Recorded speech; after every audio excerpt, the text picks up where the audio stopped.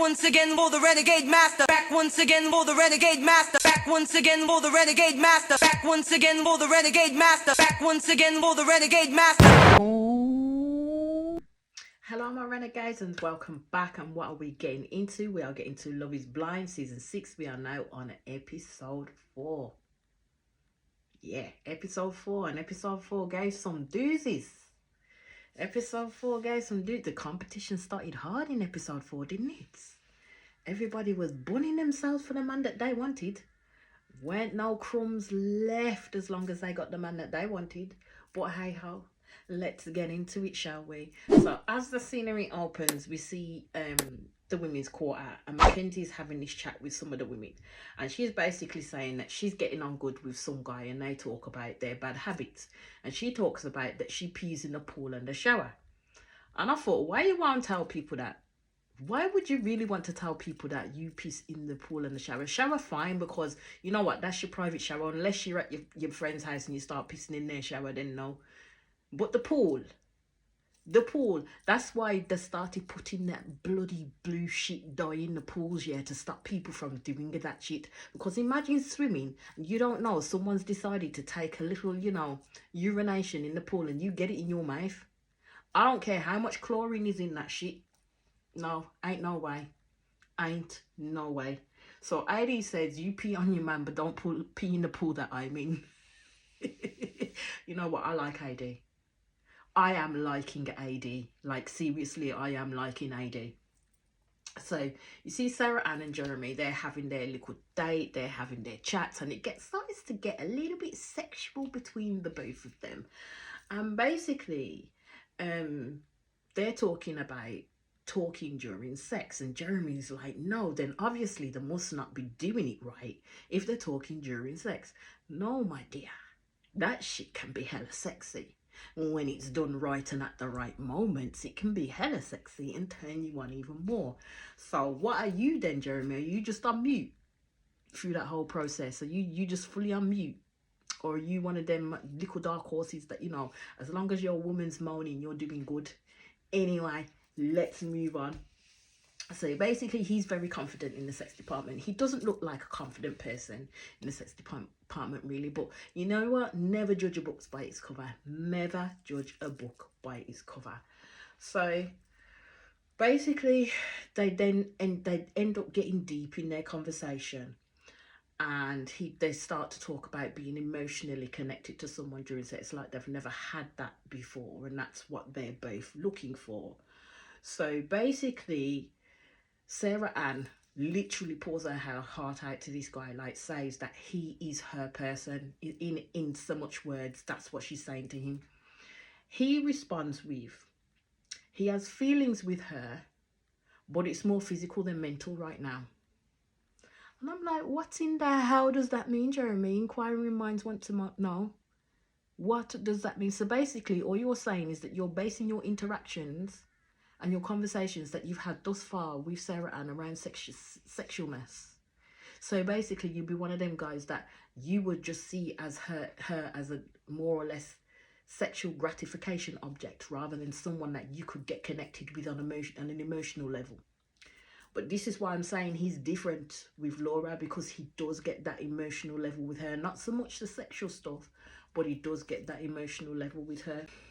Sarah Ann runs back into the room after that date and starts telling the girls, I'm gonna get married to that man. That's my man, I'm gonna have him.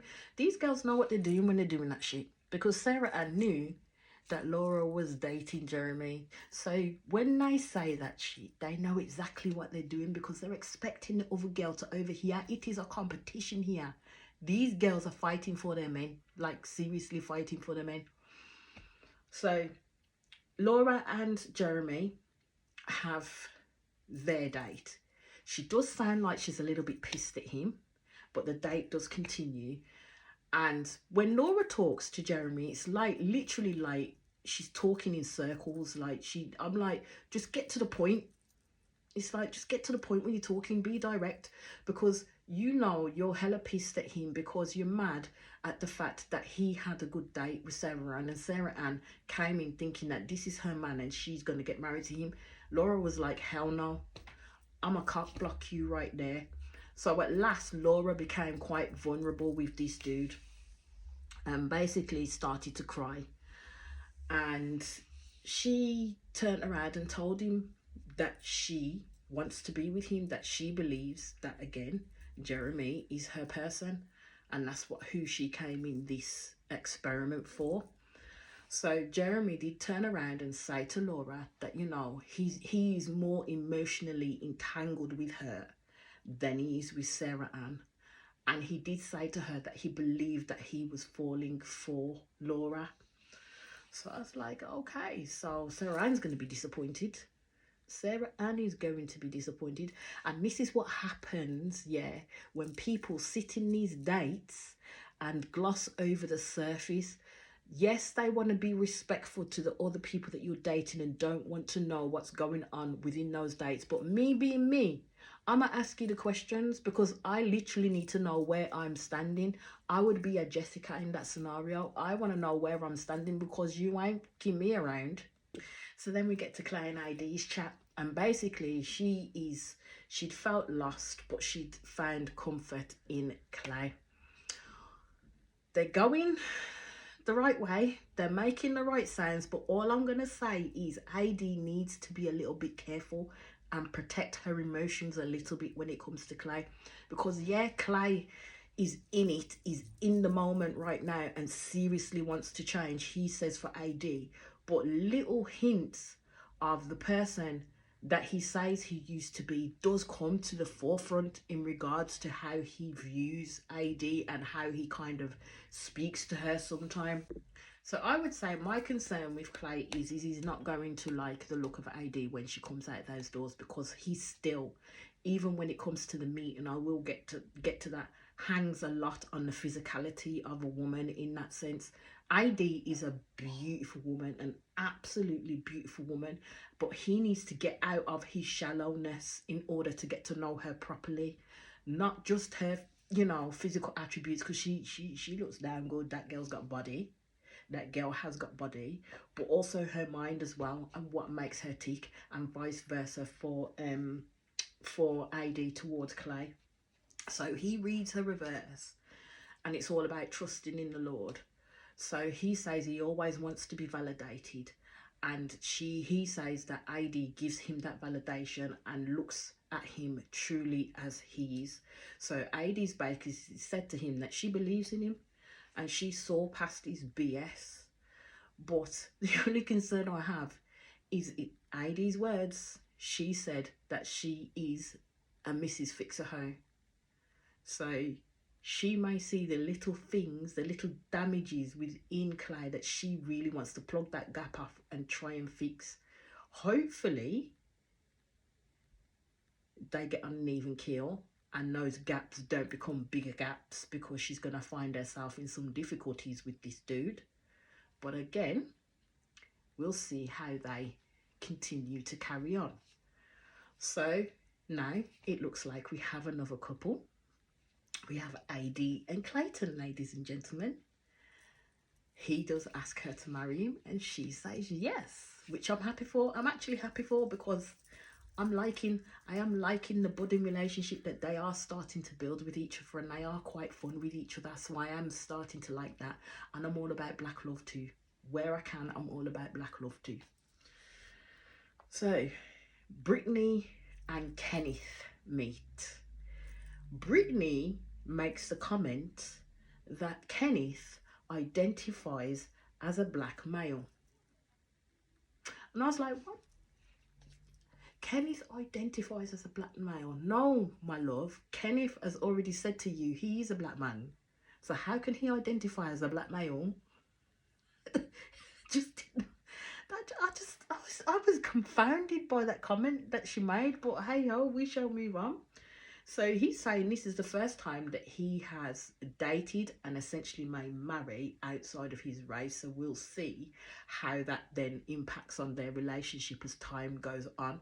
Because the one thing I will mention, that when the couples did end up meeting, I know it's in a couple episodes after this one, but I will mention it now, that ID and Kenneth had those conversations in regards to the fact that, you know, being pro-black doesn't negate themselves dating outside of their race in that scenario, and also bringing up the subject of, you know, Brittany is going to have to be quite a strong person, that if their marriage does work out and they end up having children, she is going to be a white woman who has black children. So it's all of that that comes into the forefront. And I just like the fact that they had that discussion, that it was brought to the forefront and it was highlighted, because it had to be. It had to be, because it's not always plain sailing. In interracial couples, it really is not. So in terms of Kenneth and Brittany's meet and greet, it started off okay, but then it kind of got awkward in between. And then I was kind of like, does he actually really like her? Because they seem to like each other. She's very much into him. But it's kind of like they were sitting so far apart from each other. And then he was giving these compliments, and the compliments sounded like they were coming from a script or from a piece of paper. He wasn't reading from a piece of paper or a script at all. I think he was just thinking of things and they were just flying out of his mouth. I don't know if it's because of nerves, or it's a new scenario and sensation for him in regards to what he's encroaching on right now, which would be for all of them. But yeah, I'm just hoping that they kind of gel with each other that little bit more, and I think they will. I do think they will. It's just that the initial impressions, I just don't think that oomph, as I call it, was there. I just don't think it was there at that point in time. So then you see Chelsea and Trevor having their date, and I'm gonna have to say I'm not really fond. I'm not keen on Chelsea, and we'll get to why I'm not very necessarily keen on Chelsea. So he's basically brought her flowers, and there's 2 boxes in the room, and she's also got him a box, and within those boxes, the smaller boxes, is like one of those bracelets that you can kind of touch, so then it vibrates on the other person's hand, so they know when you're thinking about them, and you do the same back to say, well, I'm thinking about you too, sort of thing. And it was quite cute. It was quite cute, but it was a weird gift for her to give to Trevor when she knows that she's not necessarily feeling Trevor like that. She is not necessarily feeling Trevor like that. So that was a bit of a weird gift for her to give. Now, Trevor's gifts were thoughtful and heartfelt in that sense. So she's then sitting there and she's talking fully about a future with Trevor and what it would look like. And I'm like, when does it become to the point of lead on territory? Because Trevor knows, yeah, that she is dating Jimmy as well, and that they're still dating each other, and that Jimmy has taken a bit of an interest in Chelsea and could be vice versa. So Trevor's putting himself on a limb by saying that he actually loves this girl, yeah, loves this girl to the max. That's it. Chelsea's it for him. So she turns around and she says that she's not having conversations like this with anyone else. I'm a saying, Maury, that's a lie. That is a lie, my girl, because you are having these, not word for word, but you are having the same kind of conversations with Jimmy that you are having with Trevor. So yeah, I think she's gone into lead on territory at this point. And I think she should have at least stepped back and at least been honest with Trevor in regards to the Jimmy situation, to let him know where her thinking was. She didn't have to talk about what she talks about on her dates with Jimmy, but she could have let him know where her thinking was, and she did not. So Trevor again says that he loves Chelsea, and again, nothing from Chelsea. She just walks out of the room, gives him a and then walks out of the room. Yeah. We'll move on. We'll move on from there. So then you have Jessica and Jimmy having their date, and he then talks about them seeing each other. The one thing I'm going to say about Jimmy is he really doesn't know what to do with a woman like Jessica. Like, seriously does not know what to do with a woman like Jessica. He wants a woman that is just a yes person and is just there to please him, and he just has to then do the bare minimum, but he can carry on and do what he wants to do, and that does come out within the episodes with Jimmy's behaviour, yeah, but he doesn't want his woman to literally get up and literally, like, you know, show his ass to him like Jessica does, because Jessica don't brook no argument with this man. So he turns around And again, he's chatting his BS. He turns around and he says, but if you tell me you love me, I will be there, in essence. And I'm just like, yeah, that's not good enough. That is not good enough. So what she's done is given a letter to Jimmy because she brought in a gift. He didn't get no gift at all. Let's just put that. He didn't get no gift for Jessica in the slightest. She's brought in a gift, and in this box is a letter that she said she was going to give to her future husband. She'd written it some time ago, but for her future husband, she was going to give it to her. So she gives it to Jimmy because Jessica, I'm telling you, is obsessed with Jimmy. Jessica sees Jimmy as her husband. That view has not changed in the slightest for her. And I'm like, why would you give him that letter now when you are no further forward in knowing whether this man likes you, loves you, or is even in like with you? Why would you give him that letter now, knowing full well that you are putting all your heart and your meat out there on display for this man, and this man is not giving you an ounce of what you're giving him back? Like, seriously not. I know these women have come to win, but when it comes entangled with people's emotions, someone's gonna get fully hurt within that process. So his response was that sweet, I love it. There was no passion in that man's response to Jessica's letter in the slightest. And I'm like, seriously, Jimmy, just open your mouth and actually be honest for once. Like, seriously be honest, because I don't think he's been honest with Jessica since the day that Jessica said she had a child. That's when the change happened with Jimmy. That is where the key change happened with Jimmy. And I'm sorry he's coming across like a bit of a dick, to be honest with you. So she basically turned around and said to Jimmy that she's done a decent job of communicating her wants and needs to him. He turns around and says, yes, you've done a great job. I was like, you know, at that point, I was like, I'm done with you, Jimmy. I'm done. I'm done with this man playing with this girl's emotions. Like, seriously, tell her the truth of where you are at. Like, stop playing these games. So basically, Jessica literally said, fuck this. She said, fuck this for a lark, and basically turned around and tore into Jimmy. She said she don't like this at all. The fact that he's torn between her and someone else, it makes her feel like absolute shit at the end of the day when he's not making any steps to making any type of decision. And that's how Jessica is seeing it. And he's talking and he's like stuttering all over the place. And I'm like, my man can't even get his words out. So Jessica read him his rights. Right down, she took his life from him that day, verbally. Like, seriously, took it. Jimmy could not cope.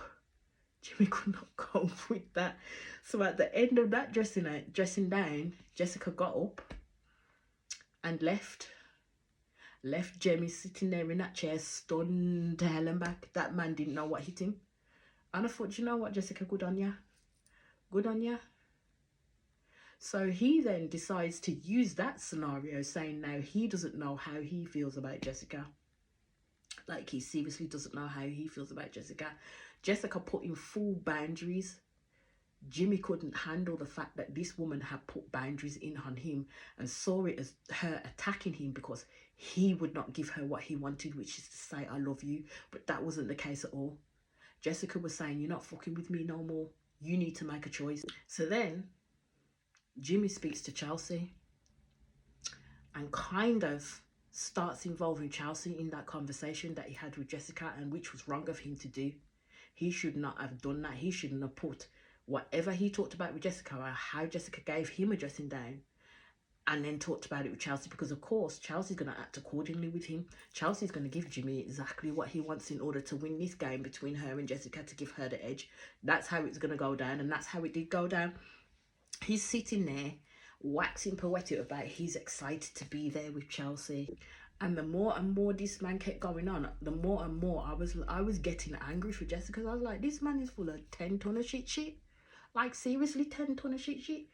And then he turned around and he said, I love you to Chelsea. And I thought, ain't that about a beach? Ain't that about a beach? My guy said, I love you too, Chelsea. Chelsea's reaction was completely different to the reaction she gave to Trevor. She was quite happy to hear that, but she turned around and she said that she won't say I love you to anyone until that person asks her to marry them. Jimmy basically confirmed that he is 1,000% sure that he loves her. Ain't that a bad bitch? My God. My God. So Chelsea, with her crony self, goes into the women's quarters. She's smiling like a broad hyena.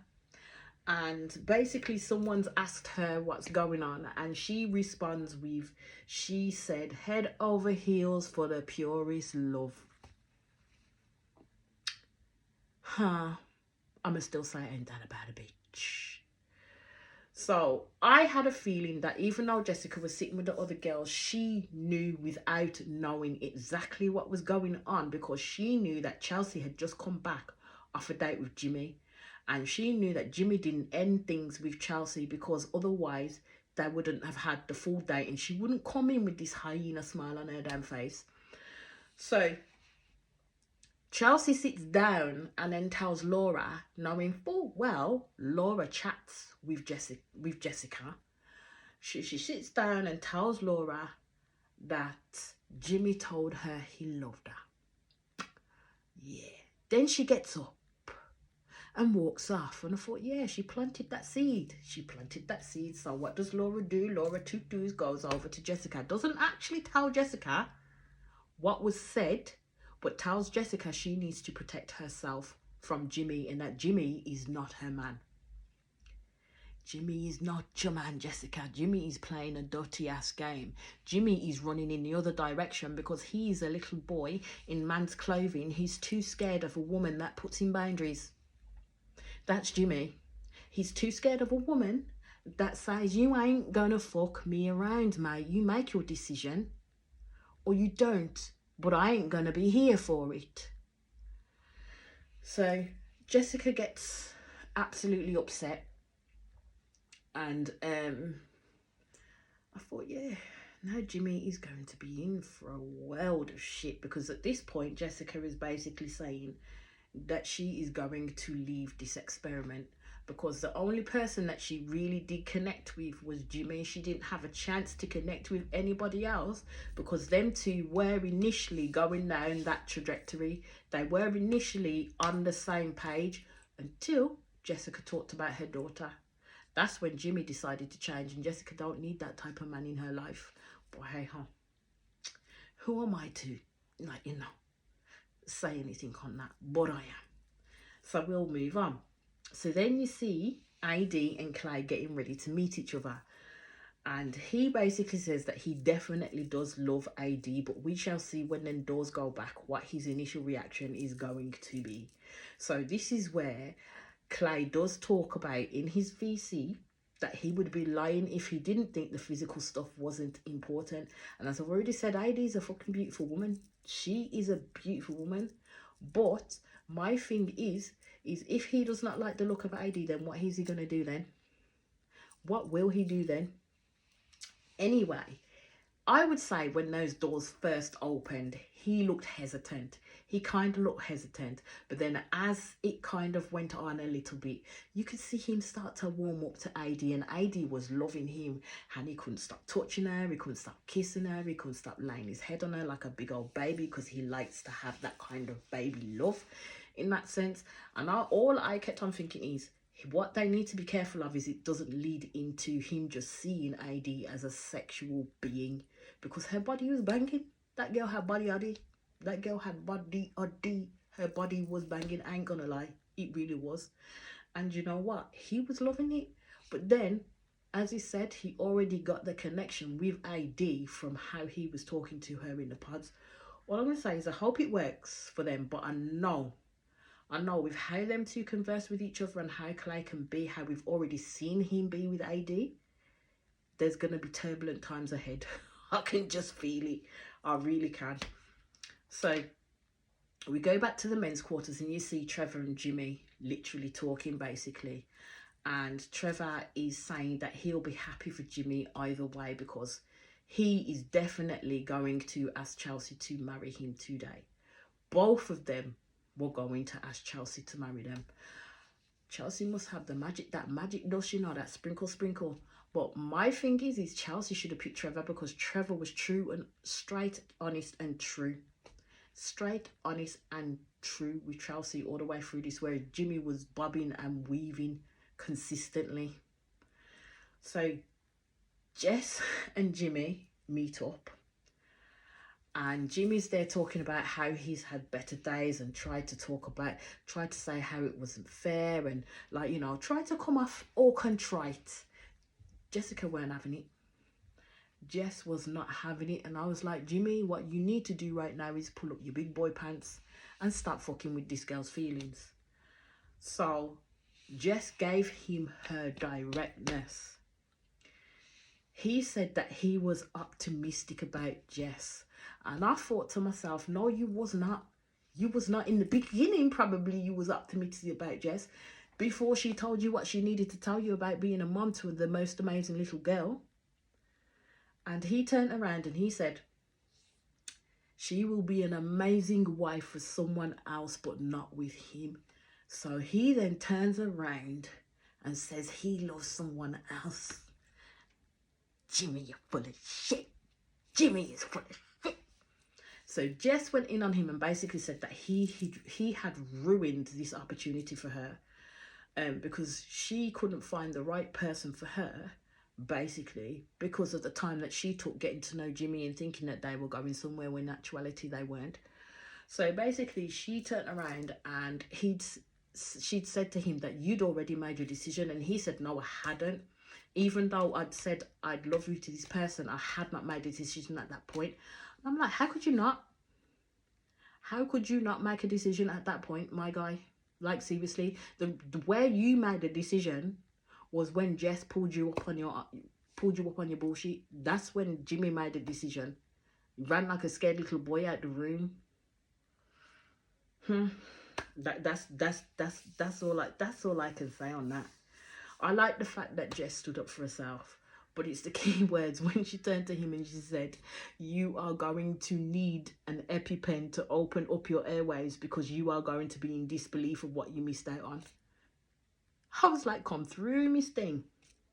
Come through, Jessica. Tell him again. Tell him again. My girl said you are going to need an EpiPen to open up your airways, to breathe more easily once you realise what you missed in this girl. Because believe it or not, Jimmy is very much hung up on looks. Very much hung up on looks. Because Madame Fifi, Chelsea, yeah, told him that people mistake her for Megan Fox. Miss Megan Fox where?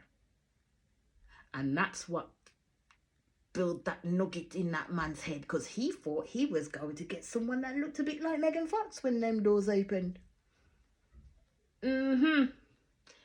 Anyway, we shall move on from there.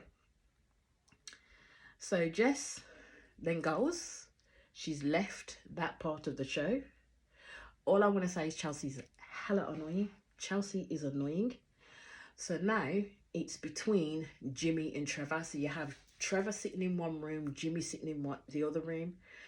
And you can see them both waiting for her to come in. She goes into a room and then she just stands there and they're both looking up.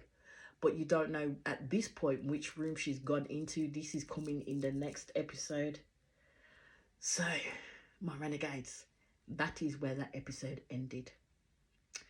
And I am going to say I'll be back soon with the next episode. As I always say, please hit that subscribe button. Please hit that notification button so you know I'm doing videos. And I'll speak to you all again soon. Peace out.